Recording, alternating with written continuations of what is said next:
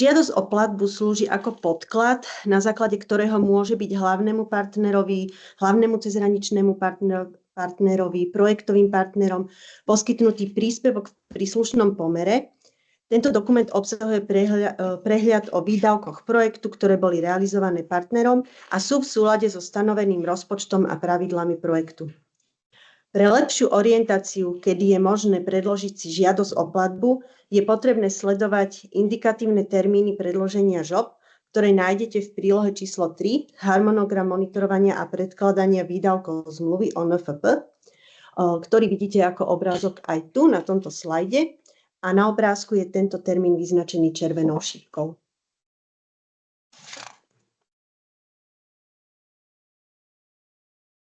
Hlavný partner a partneri sú povinní uhradiť výdavky projektu z vlastných zdrojov. Tieto zdroje budú následne refundované prostredníctvom predloženia žiadosti o platbu v systéme ITMS 21+. Hlavný partner má zodpovednosť pripraviť žiadosť o platbu za všetkých partnerov projektu a predložiť ju cez systém ITMS 21+. To platí aj v prípade, ak by hlavný partner nemal za dané monitorovacie obdobie deklarované výdavky. Za ostatných partnerov, ktorí by mali tieto výdavky, by žiadosť o platbu predložil. Hlavný partner z Českej republiky nemôže podať žiadosť o platbu, pokiaľ hlavný cezhraničný partner zo Slovenskej republiky nemá uzavretú s poskytovateľom, to jest s našim ministerstvom, samostatnú zmluvu o spolufinancovaní zo štátneho rozpočtu Slovenskej republiky. Táto zmluva je potrebná na zabezpečenie spolufinancovania pre slovenských partnerov a tiež aj základným predpokladom pre podanie žiadosti o platbu. Hlavný partner môže v žiadosti o platbu predkladať výdavky len za toho partnera, ktorý má overené a schválené zoznamy deklarovaných výdavkov zo strany národného kontrolóra. Overenie ZDV je podmienkou na potvrdenie oprávnenosti výdavkov, ktoré sa môžu zahrnúť do žiadosti o platbu. Tým sa zabezpečí, že do financovania projektu sú zahrnuté len výdavky, ktoré boli dôkladne skontrolované a schválené národným kontrolórom príslušnej krajiny. Hlavný partner je oprávnený podať žiadosť o platbu za príslušné monitorovacie obdobie, ak bola aspoň jednému z partnerov vystavená správa z kontroly. Táto správa sa vystavuje pre projektových partnerov zo Slovenskej republiky, alebo bolo vystavené osviedčenie o spôsobilých výdajích, ktoré sa týka partnerov z Českej republiky. Tieto dokumenty potvrdzujú oprávnenosť výdavkov v rámci daného monitorovacieho obdobia. Žiadosť o platbu musí byť v systéme ITMS 21+ predkladaná štatutárnym zástupcom hlavného partnera. Ak takáto možnosť nie je možná, môže byť žiadosť o platbu, alebo ak nie je teda žiadosť o platbu predkladaná štatutárom hlavného partnera, môže žiadosť o platbu predložiť aj iná osoba, avšak k žiadosti o platbu musí byť priložené splnomocnenie, ktoré túto osobu oprávňuje na predloženie v mene štatutára hlavného partnera.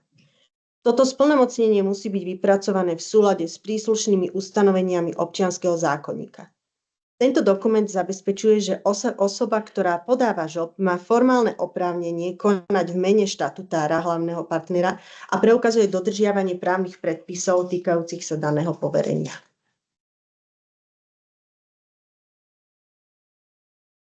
Prílohy žiadosti o platbu.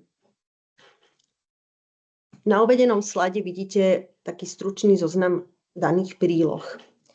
Ako náhle slovenskí projektoví partneri obdržia informáciu o schválení alebo o schválenej správy z kontroly a schválených zoznamov deklarovaných výdavkov a rovnako aj českí projektoví partneri obdržia informáciu o vydaní osviedčení o spôsobilých výdajích a schválení zoznamu deklarovaných výdavkov, môže hlavný partner pristúpiť k predloženiu žiadosti o platbu v systéme ITMS 21+.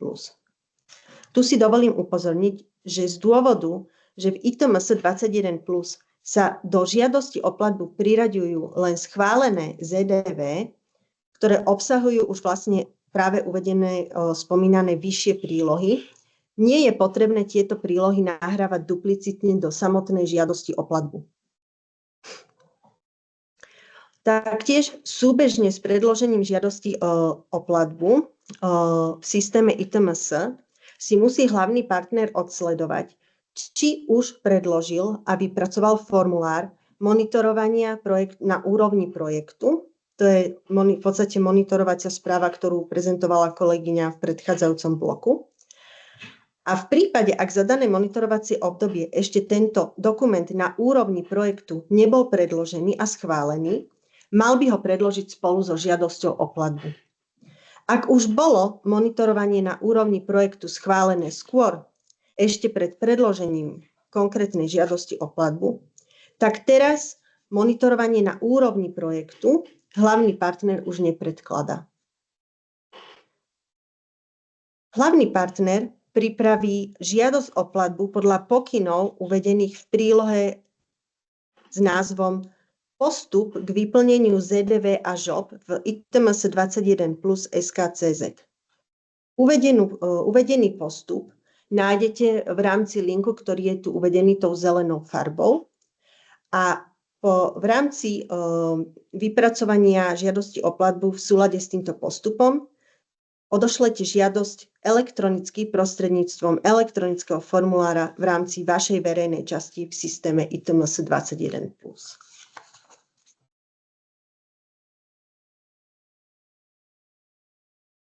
Následne začne kontrola žiadosti o platbu zo strany RO. Tá nastane v momente, kedy vaša žiadosť o platbu odíde z verejnej časti a príde k nám do neverejnej časti ITMS 21 plus. Tak, aby som to ešte raz zhrnula. Kontrola žiadosti o platbu sa oficiálne začína dňom od prijatia žiadosti o platbu v systéme ITMS na neverejnú časť. Doručenie žiadosti o platbu teda predstavuje začiatok formálneho procesu kontroly a preverovania správnosti predložených nákladov a dokladov. Kontrolu žiadosti o platbu vykonáva riadiaci orgán a máme na to lehotu 10 pracovných dní od dňa prijatia ŽOP v systéme ITMS 21 plus na neverejnú časť. V prípade nutnosti doplniť alebo upraviť žiadosť o platbu alebo jej prílohy je prijímateľ, hlavný partner, vyzvaný z našej strany ako riadiaceho orgánu uskutočniť tieto zmeny v lehote, ktorú stanovíme na minimálne 5 pracovných dní od dňa doručenia našej výzvy na doplnenie žiadosti o platbu. V poslednom bode na tomto slajde je to zvýraznené, si dovolím upozorniť, že ak je na projekte riešená nezrovnalosť, žiadosť o platbu nie je možné refundovať, kým nie je táto nezrovnalosť vyriešená.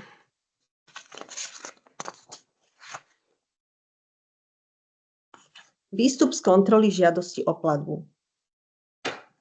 Kontrola žiadosti o platbu je ukončená odoslaním správy z kontroly v ITMS 21 plus.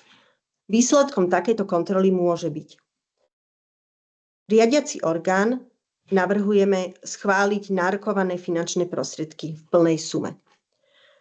Poprípade riadiaci orgán navrhuje schváliť nárokované finančné prostriedky v zníženej sume o sumu neoprávnených výdavkov.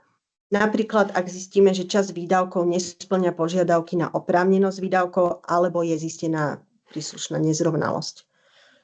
Treťou možnosťou je, že ako riadiaci orgán navrhneme zamietnúť všetky nárokované finančné prostriedky, ktoré boli predmetom kontroly. Môže to nastať v situácii, ak by všetky deklarované výdavky nespĺňali pravidlá oprávnenosti. Respektíve hlavný partner po vyzvaní zo strany riadiaceho orgánu nedoložil vyžiadované dokumenty, čím to môže mať vplyv na všetky výdavky zaradené v žiadosti o platbu.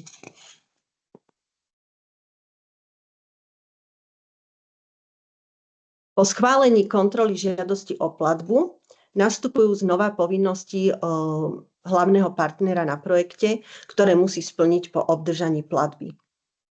Po pripísaní platby na účet hlavného partnera je hlavný partner povinný bezodkladne previesť nenávratný finančný príspevok alebo jeho časť jednotlivým partnerom podľa ich podielu na schválenej žiadosti o platbu.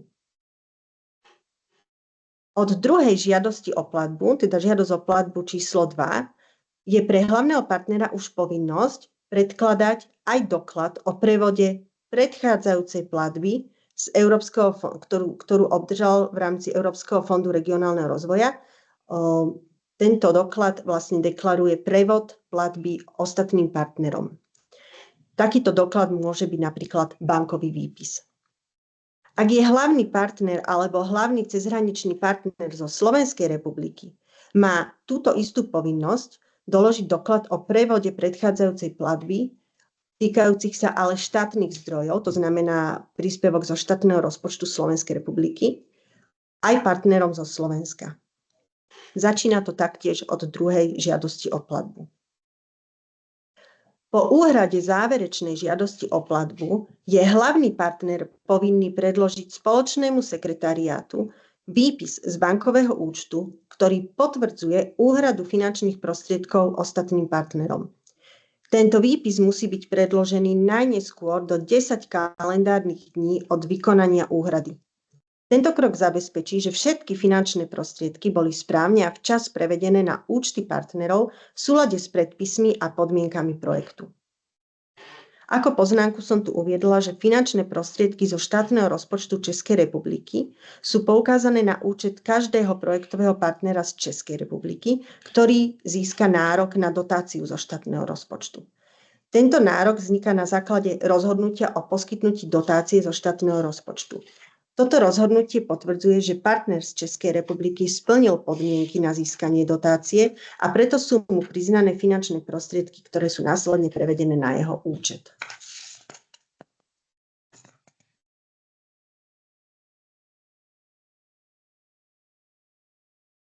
Na záver je tu posledný slajd, ktorý sa týka žiadosti o platbu. Je to slajd, ktorý sa špecificky týka hlavného partnera, ak je štátnou rozpočtovou organizáciou zo Slovenskej republiky, v prípade, že bude predkladať žiadosť o platbu, teda v systéme ITMS.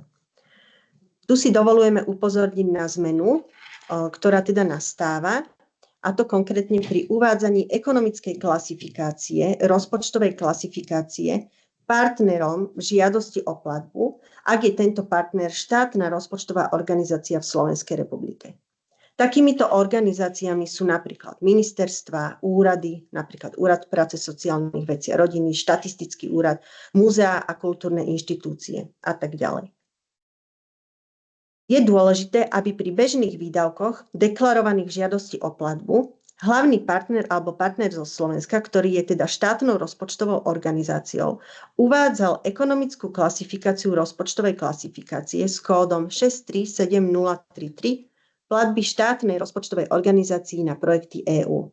Tento kód slúži na označenie platieb, ktoré sú poskytované štátnym rozpočtovým organizáciám na projekty financované z fondov Európskej únie.